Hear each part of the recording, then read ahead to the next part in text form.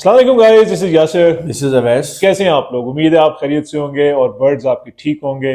आज का जो ये वीलॉग है, ये फिर एक ऐसा वीलॉग है जिसका अवैस को बिल्कुल नहीं पता, और मैं बिल्कुल इनके चाहता हूँ तासुरात आप देखें। तो वैसे ये बताइए कि बहुत सारे सवाल हैं। अभी हमने जो एलबीटी क्लब के ऊपर अपनी वीडियो दी, उसमें एक दोस्त, दो तीन दोस्तों ने मुझसे पूछा कि सर कि इस वक्त तो बहुत डिप्रेशन है, मार्केट बहुत डाउन है, हम नए फैंसियर्स क्या करें, सेल्स हमारी डाउन है। तो what do you see about market? ये बताइए, मार्केट कैसे बिहेव करेगी यार, और फैंसियर्स को क्या करना चाहिए, नए फैंसियर्स को? अच्छा, इसमें देखें, ये मेरे लिए वाकई सरप्राइज टॉपिक ये बिल्कुल मुख्तलिफ सेंटिमेंट्स हैं लोगों के। इसको मैं इस तरह कहूँगा कि हर चीज़ में डिक्लाइन भी है, अरूज भी है। अभी खैर इसका डिक्लाइन नहीं हुआ उस तरीके से जैसे हम कहें अगर जवाल हो गया।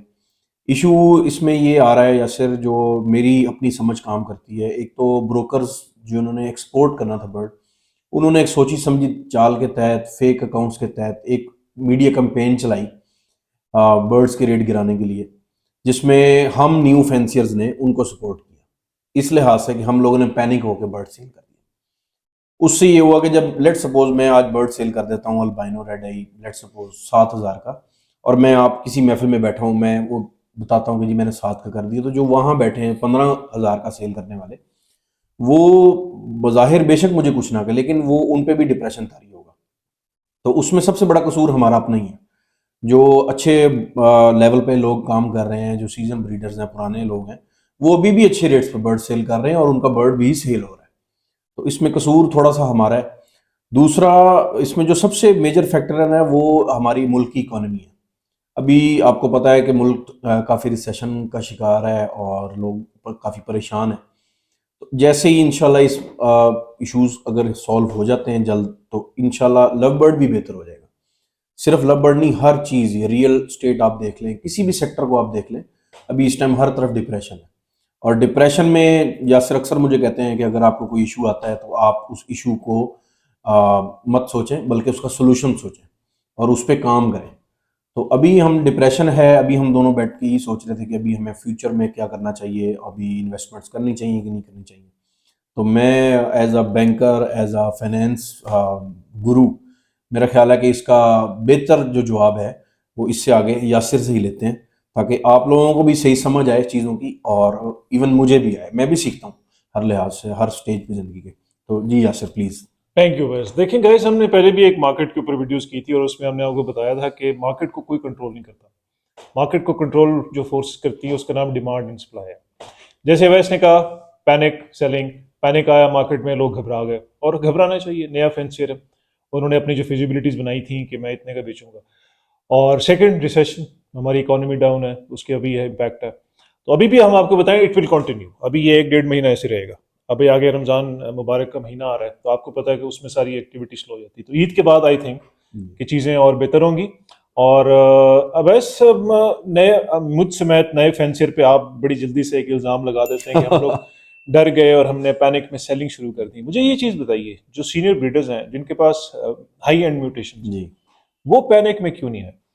मेरा क्रीमिनो अगर 30,000 से मैंने 20,000 का बेच दिया है, तो आपने अपना एक्वा या पेल फेलो या डन फेलो 50,000 का क्यों नहीं बेचा? आप लोग पैनिक में क्यों नहीं आए? हम तो आ गए नए फैंसियर। देखें, हम इसलिए पैनिक में नहीं आए, आए हैं थोड़े बहुत, लेकिन इतने नहीं आए।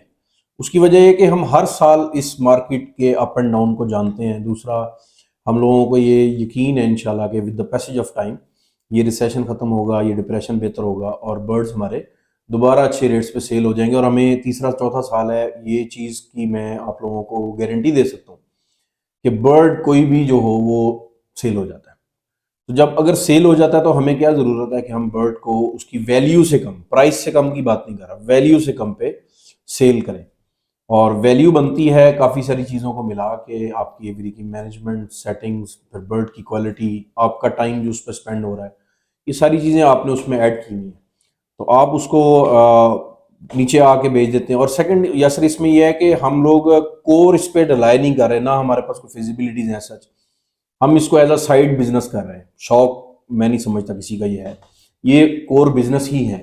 लेकिन ज़्यादा लोग वो घबराए जिन्होंने 100% इस पर रिलाय किया अपने घर के सर्कल को चलाने के लिए, और वो ज़्यादा पैनिक हुआ और फिर एक दूसरे को देखा देखी काफ़ी सारा ये इशू बना। तो जो पुराने ब्रीडर्स हैं वो मेरा ख्याल है इस वजह से इन चीज़ों से, क्योंकि अब निकल चुके हैं वो लोग और इस घबराहट का वो शिकार नहीं हुए, तो मेरा ख्याल है कि वो इस वजह से थोड़ा बेहतर है। जी हाँ एक चीज़ और भी है वैसे, अगर मैं इसमें ऐड करूं जी कि जो सीनियर ब्रीडर्स हैं उनके पास म्यूटेशंस वो वाली हैं जिनके बारे में वो श्योर हैं कि ये तो बिक जाएंगी, और हम जो नए फैंसियर्स हैं, हमने आपसे सुना, किसी और से सुना, हमने अजीब व गरीब पेयरिंग्स की हुई हैं और हमारे ऐसे अजीब से बच्चे निकल रहे हैं कि हमें उनका कोई फ्यूचर नज़र नहीं आता। जी तो इट्स टाइम कि हम लर्न करें कि हम जो 2024 2025 की आगे वर्किंग करें उसमें हमने किन म्यूटेशंस पे काम करना है। कमर्शियल्स पे आप ज़रूर काम करें, ऑफलाइंस पे काम करें और अपग्रेड करें, जैसे कहा पेल फेलोज के अंदर जाएं, हमारी पिछली वीडियोस के अंदर है। तो पैनिक ना करें, हौसला रखें, बर्ड हमारे पास ही है, कोई हमसे छीन नहीं रहा, कोई हमारे गन पॉइंट के ऊपर हमें नहीं कह रहा कि इस पे बेच दें। तो अगर आप इसको होल्ड कर सकते हैं ज़रूर होल्ड करें, मार्केट एक दफ़ा फिर उठेगी और ये डिमांड अपनी जगह है, इन्वेस्टर अपनी जगह है, और इंशाल्लाह ये चीज़ें बेहतर होंगी। I am very very hopeful कि बिल्कुल ईद के बाद ये चीज़ें बेहतर हो जाएंगी। तो इट्स टाइम कि हम इस एक डेढ़ महीने में अपनी एवरी की मैनेजमेंट है उसको बेहतर करें, हम अपने बर्ड्स की हिफाजत करें, जो मोल्टिंग पीरियड्स हैं, जो ब्रीडिंग पीरियड क्लोज हो रहा है उसके ऊपर तवज्जो करें, और ये अल्लाह के ऊपर छोड़ दें। जो रिस्क मेरे और आपके नसीब में अल्लाह की ज़ात ने लिख दिया है उसको कोई नहीं छीन सकता, और जो नहीं लिखा वो हम जो मर्जी कर लें कोई हमें नहीं दे सकता। तो इस नोट के ऊपर आज का ये वीलॉग ख़त्म करते हैं। थैंक यू वैस, अल्लाह हाफिज़। अल्लाह हाफिज़।